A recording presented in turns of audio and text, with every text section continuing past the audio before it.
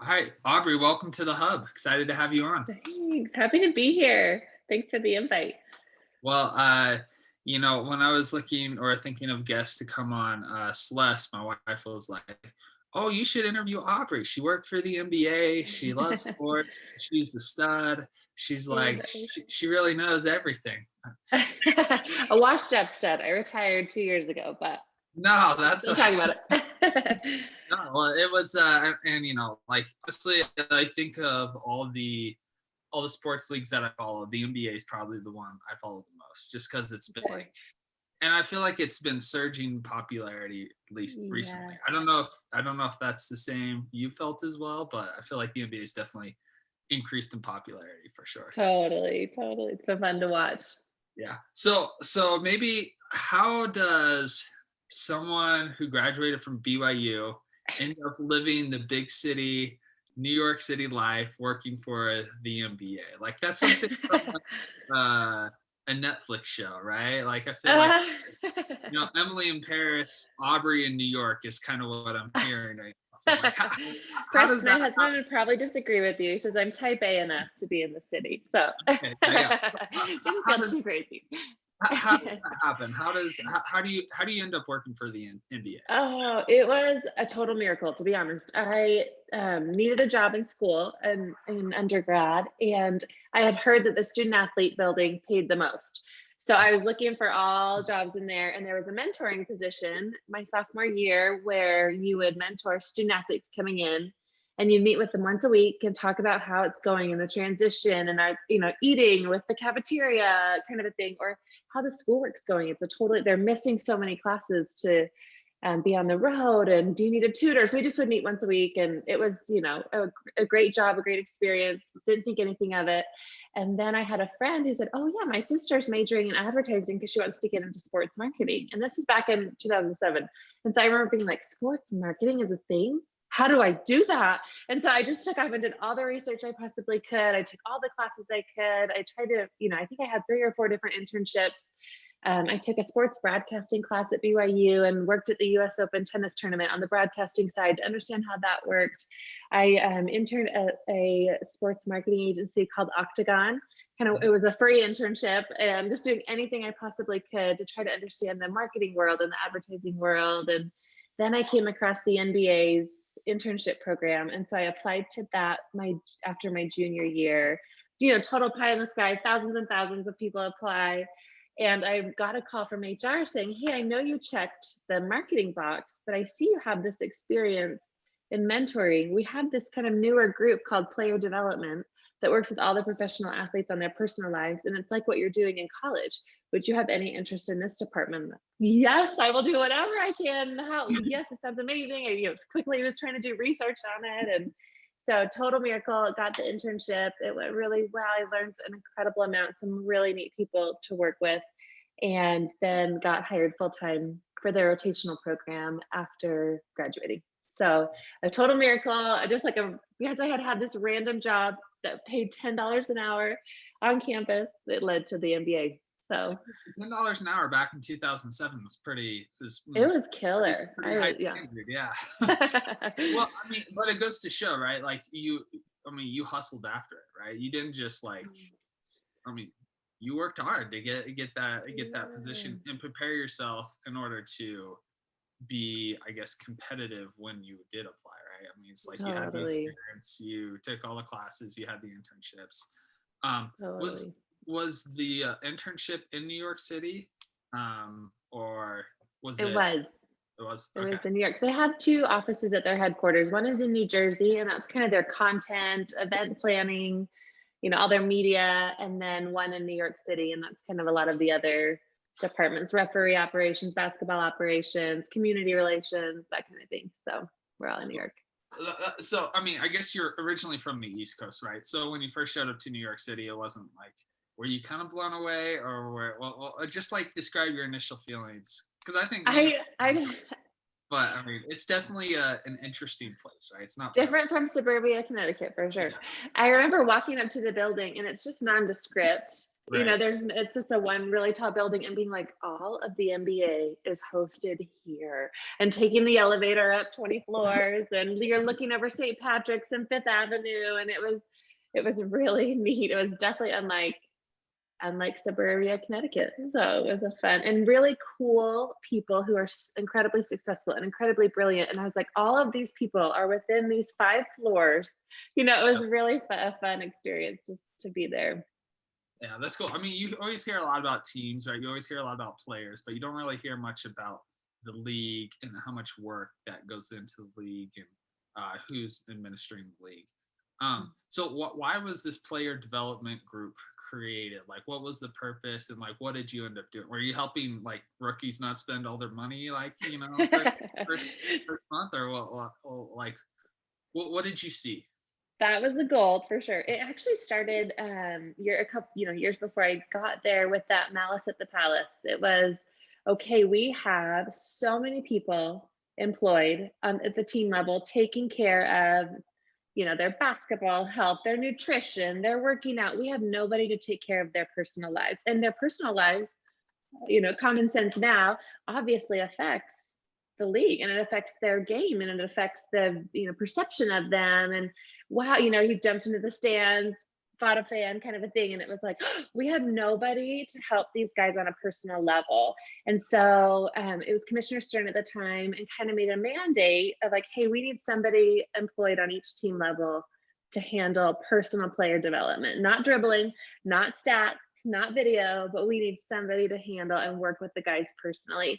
And some teams would employ a chaplain or something, but it was really day to day on the ground, who's going to take care of these guys. And it was met with a little skepticism at the beginning, because if a player was going through something, they didn't want to confide in the team staff necessarily. Would that get back to a coach, or would that get back to a development guy? They're really keen on making the roster, staying on the roster, didn't want anything jeopardizing that. And so it took a while to really massage it into the teams, and this is a really important position. And so what the league player development department would do, there was maybe 5 or 6 of us who would each work with teams individually, and we'd go out and do different, we called them TAMs, team awareness meetings. And so we talk about hot topics or issues, like, when social media was really coming on, okay, how do you create your own brand, and just those kinds of things. And then at the league office, we would run all of the summer programming. So when a rookie was at draft combine through when they would start the season, we really were hands-on that summer.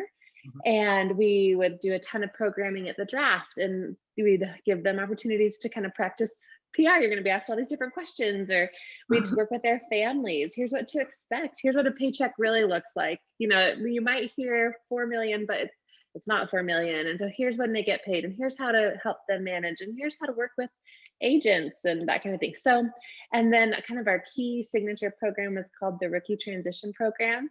And we would have the guys in a hotel for 4 days, locked down, not allowed to leave. And we would just go through everything they needed to know to be a rookie, everything from table manners to how to stay in good graces on a roster, to working well with financial advisors, and how to pick and how to kind of source financial advisors, to domestic violence and anger management, and kind of, just anything and everything that would have to do with being a professional athlete, maybe outside of the game itself, just in the hopes that a lot of these guys are 19, maybe 1 year of college living on their own, maybe never had a paycheck this size. And so here's what to expect, and here's what you're going to be faced with. And our department and the player development people at each team are really here to help. So I'm imagining rookies really warmed up to this, like as it kept going, like a year or two, when people really started to see the value of it. And, like, did the attitude towards these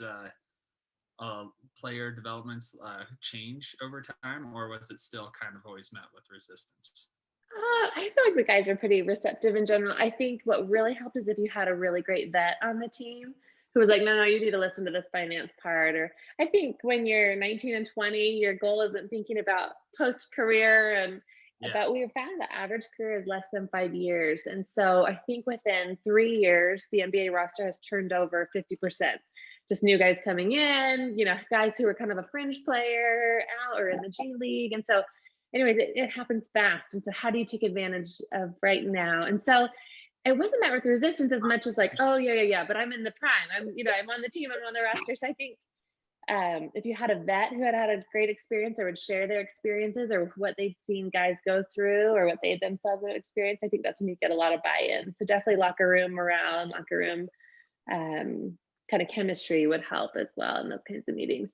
Interesting. I think one of my favorite stories, I mean, this was shared on social media, so I don't know how true it is, but Shaq. So, I mean, he's very successful. Owns like lots of, franchises. He's, very wealthy. He's a sports broadcaster. He's on TNT studio. But his rookie season, he got paid after like his first month or something, got his first paycheck, and he like went and bought like 2 or 3, like he blew like $1 million like that. Like in one day, he was spent like $1 million. And his banker called him up and was like, hey, you're going to be broke and like homeless and like no money in like 2 years. You're going to be like everyone else. And Shackle is like, whoa, okay, maybe I shouldn't be blowing $1 million in one day. Totally. He realized then, it was like, wait, okay, just because money's flowing through now doesn't mean it's always going to be. And like, you bring up a good point. I hadn't really thought like, yeah, like someone like LeBron James or James Harden or, someone like that, like they're going to be in the league for a long time, but those guys are like the outlier, right? They're like the superstar talent that, most of the league's made up of people who are really good.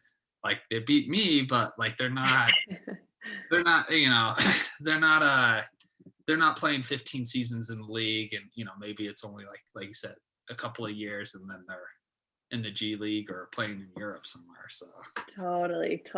It was hard. It was definitely hard. And I think when I was 19, I didn't know how to spend money or, so you're really interesting teenagers and really young adults with tons of money. And just if you hadn't, I'm in my 30s and I still have no idea how taxes work. I'm like filling it out. Like, I have no idea what I'm supposed to be putting down in these forms.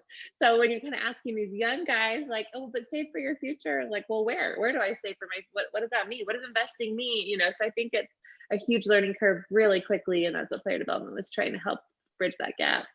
Well, that's cool. Well, I want to focus a little bit more on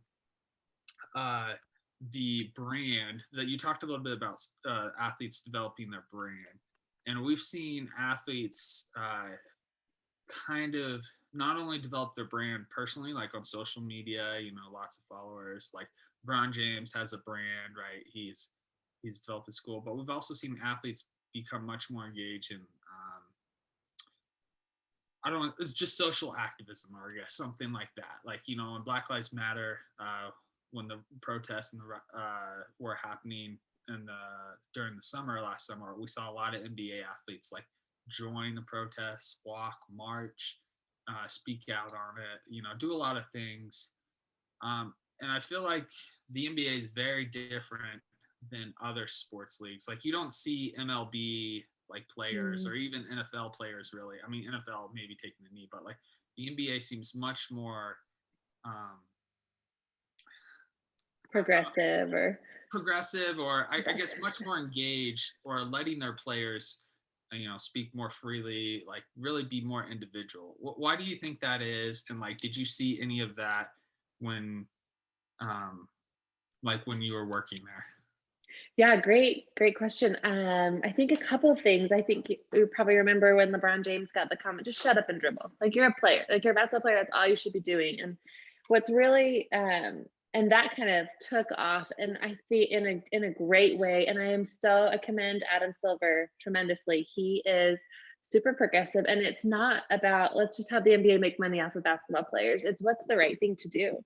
It's to support our guys. If almost 80% of the league is Black, like of course we should be making sure that they're feeling accepted and that they're feeling heard, and that these social justice issues are met, and internally at the league, on the teams, but also in the communities that we're in. And so it's been really neat to see the encouragement. We have a social responsibility department led by Kathy Behrens, and I think she's been there quite a while. And just really like let's form a board quickly. Let's get all these key players on a phone. What can we be doing? What are you feeling? What are you?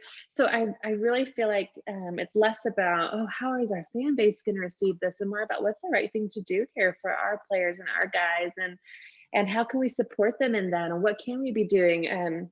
It's hit the news recently. The NBA has committed $300 million over 10 years with the NBA Foundation. And Greg Taylor, who used to be the player development head, was hired over at the NBA Foundation to kind of lead the charge and putting this money towards communities and towards these social justice issues. And so I think it's a really cool show of, not only are we posting on Twitter, we care, we're putting a ton of money, the teams are putting a ton of money towards it.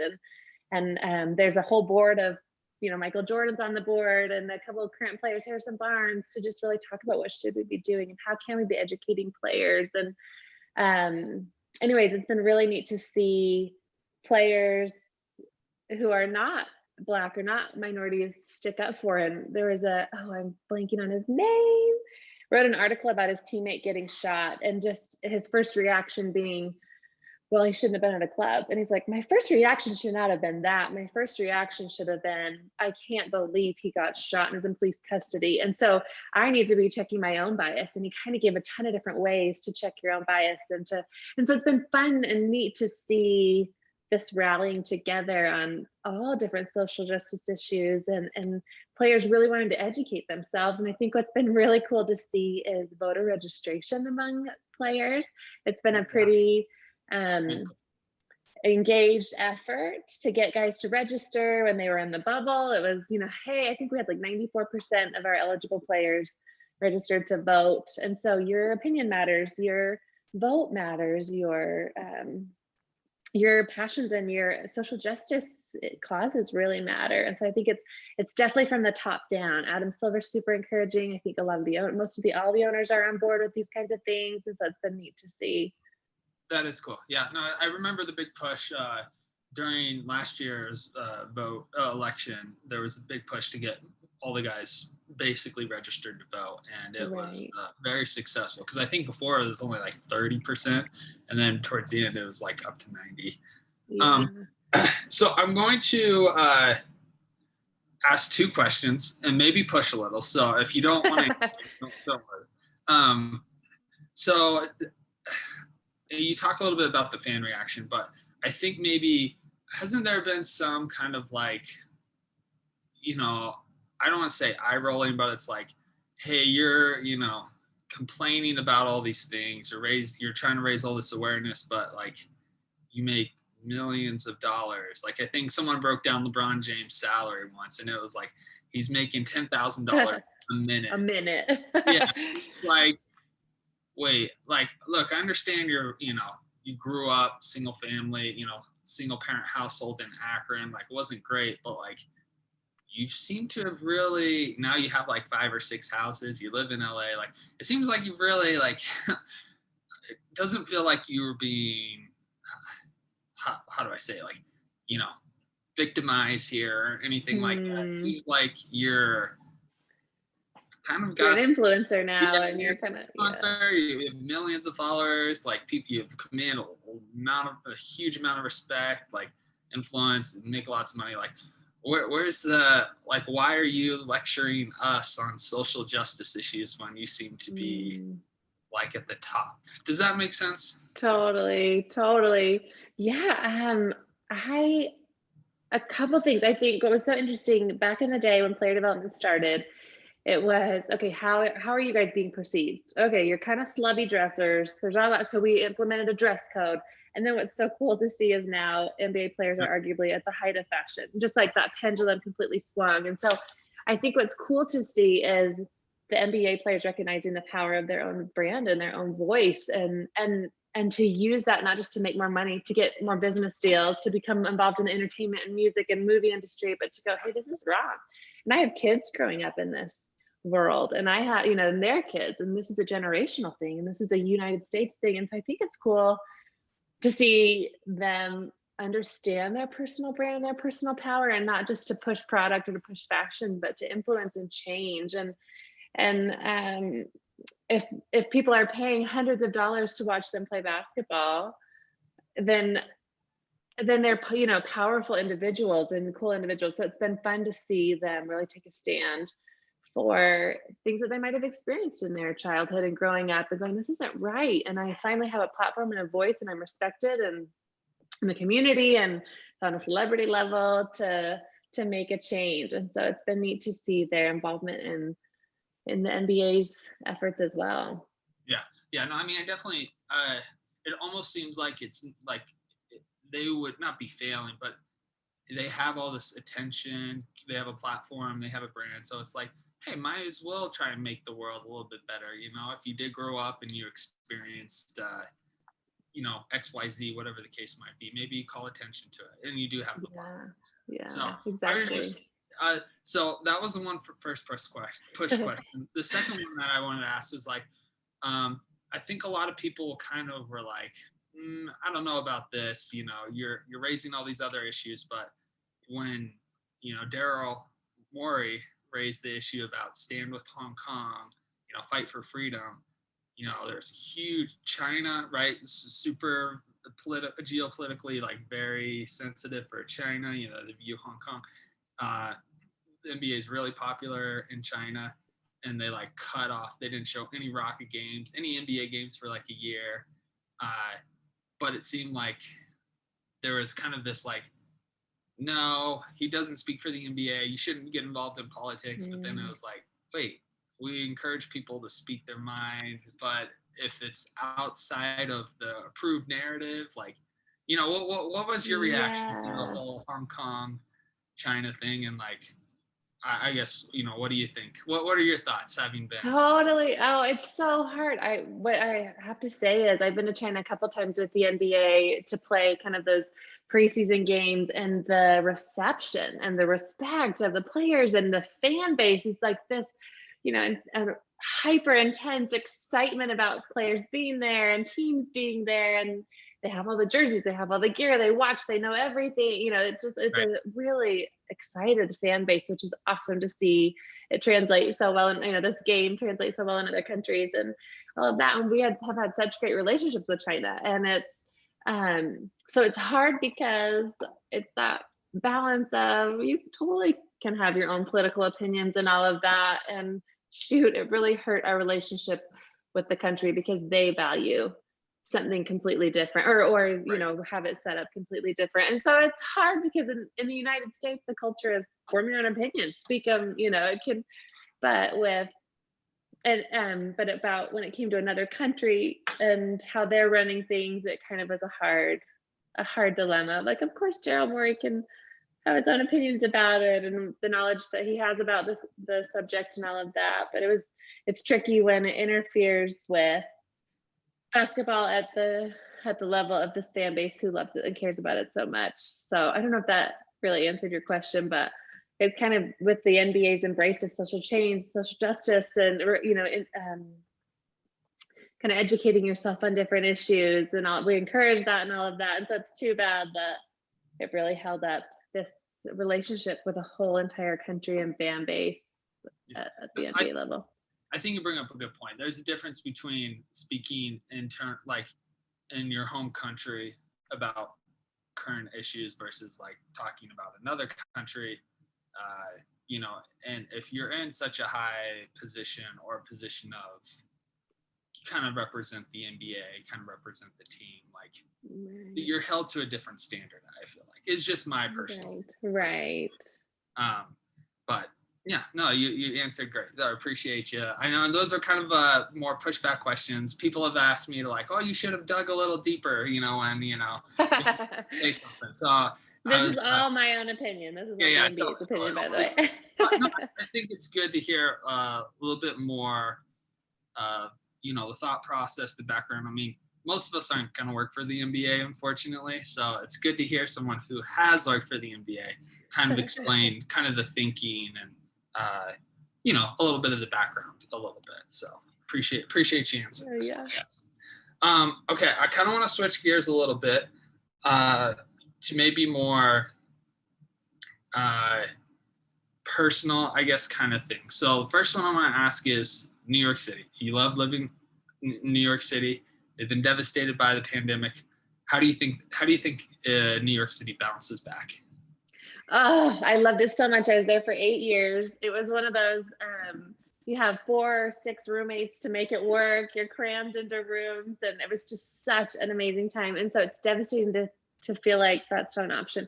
I think what's hard, I mean, I want to say, of course it's going to bounce back. It's New York City. But I think what's so hard about it is with companies moving towards this working from home or hybrid method, and with a ton of people having left the city to live in more affordable areas, but still doing their jobs really well, can the companies who are headquartered there really demand that employees be back there in person? And when do you demand that? Is it if you're vaccinated? Who knows? It's so hard. So I wonder, I want to say, sure, in 5 or 10 years, it's going to be booming. Broadway's going to be back, and people are going to be in big crowds and not afraid of being on subways. But it's just hard, kind of given the climate currently, and you kind of wonder what the levels will look like, or if companies are, really seeing that employees are just as productive, if not more, not being in an office. Can they really demand all of their employees to pay crazy high rents to live in a city, kind of a thing? So, Well, I mean, the Upper West Side, right? That's where all the LDS people live yes. in New York City. Celeste and I have been there. I've been there quite a few times. Was there Okay. for the summer for work, but yeah, there's just something special about New York City. It's just, I really Yeah. do hope it bounces back, and I think it will. It might look a little differently, Right. but yeah, I had the coolest roommates. I had a Broadway performer and a flight attendant and an accountant and a banker and a Sony music exec. And there were just some really cool people. And you wonder, all those industries, are they going to, need to be in New York, kind of a thing? So I really hope it bounces back.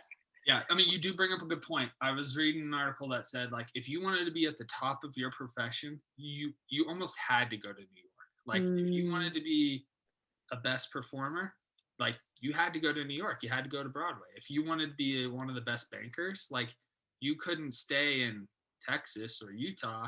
Like, you had to go to New York. But with this work from home and, how does that look like, and technology kind of diffusing work, is that still the case? If you still want to be the best in your profession, do you still have to go to New York? Right. Yeah. I think that's a question that remains to be answered, I guess, kind of thing. And then the last question before we go into our lightning round. Great.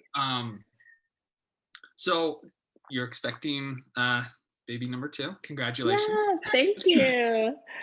Very exciting. Can you maybe talk a little bit about, how was the transition from being, a working professional, you're like in New York City, career, like you're dominating, to all of a sudden, now you almost have 2 kids, you're living in Orem, Utah, that's quite a big switch, right? Like, yes.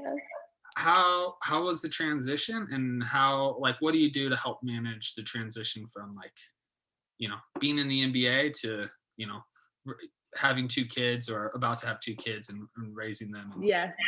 Great question. Yeah, sorry, it froze for a second. Yeah, great question. We would joke that I moved from an apartment that overlooked Central Park to the BYU housing and the dorms, if you will. True, that's right. You guys lived at Westview. I was like, how far I'm falling. But it was a rough transition. I think the NBA is so fast paced. It's so exciting. You're working with personnel, and you're kind of always on the cutting edge of what do our athletes need and which program No. these strategic in terms of like anger management or having healthy diets now translates to raising a 2-year-old. But it's been fun I still have really great relationships with my old coworkers, and so it's really fun to still be able to hear what's going on and what they're involved with and all of that. And I think a total change of pace. It's like probably totally different skill sets, but it's been really rewarding in a lot of other ways. And I think just keeping that social connection, we'd always get together and go to lunch and things like that. And so, side hobbies and staying socially connected has really made it fun. Yeah, I think, sorry, I guess the internet's a little in and out, so apologies. Oh, darn. But I think like you do bring up a good point of the being socially connected. I mean, in your life, I don't say your life doesn't have to end, but I mean, you still have these connections, and like, it's cool that you've been able to stay in contact and still be able to reach out and still stay connected. I mean, I feel like it's kind of the same with like, uh, you know, I've just recently gotten married, and I feel like, the amount of social life I had before, when I was single is very different than when I was married, or even like, in the MBA program as well. Like in the MBA program, like it's so social, like you're always doing parties and whatnot. And then all of a sudden you start working and, especially working from home, it's like, it takes work to stay socially connected, but I think it helps fulfill a need that maybe, that's, but it definitely takes work. Yes. Great point. All right. Well, thanks again for answering all those questions. Answering especially some of the personal ones, I think very helpful. So I'm going to do something a little different I haven't done before on the podcast, but I want to do kind of a lightning round. I'm just going to fire off a ton of questions. And we'll hear your responses. So, so first one is Utah or Provo, Orem, or New York City? New York City, sorry. But for this phase of life, Provo, with kids and strollers, and I'm like, I get a car to pick up my groceries. This is life-changing. So different stages of life, but New York forever. All right, college basketball or NBA? NBA, but college is like the heart and the grit and the excitement, and the NBA, it's just because and are involved. I was personally involved in a lot of it. It was fun. Yeah, I'm not choosing very well. I'm like, all of them. Sorry. No, you're good. All right, Eastern Conference or Western Conference? Eastern for sure. Go New York Knicks. Okay, I was gonna say favorite team in the NBA. Knicks, they're fans since the birth. To work with the Jazz, they were actually fantastic from the top down, super transparent, would introduce you to all the players and families. It was really, really great to work with, a great culture there. Everyone loves it and is so hyped to be there. And so cool. The Jazz are a great organization. A great organization. I was gonna say, I feel like the Jazz have been rising. People have been calling Mike Conley, being like, "Yo, Utah, is it actually cool? Like, I've heard all this," and he's like, "No, it's not like that at all. It's really cool." So that's cool. All right, favorite player. Oh, it was fun to see the guys come in as rookies, and so. Blake Griffin was all personality as a rookie. It was fun to see that. I feel like Harrison Barnes is just a class act, such great manners, such, poised, kind of a contributor. I feel like Damian Lillard came in with this chip on his shoulder and had this insane work ethic and blew everyone away, kind of a thing. He's like, well, they said I couldn't do it, so I'm going to do it. And I've never seen anything like that. So some really cool players I admire. All right, player who seems nice, seems really cool, but is kind of a jerk. I didn't encounter too many of those, to be honest.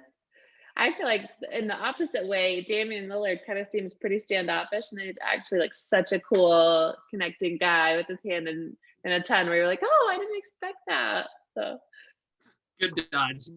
I like it. No, I think Damian Lillard, he's a stud.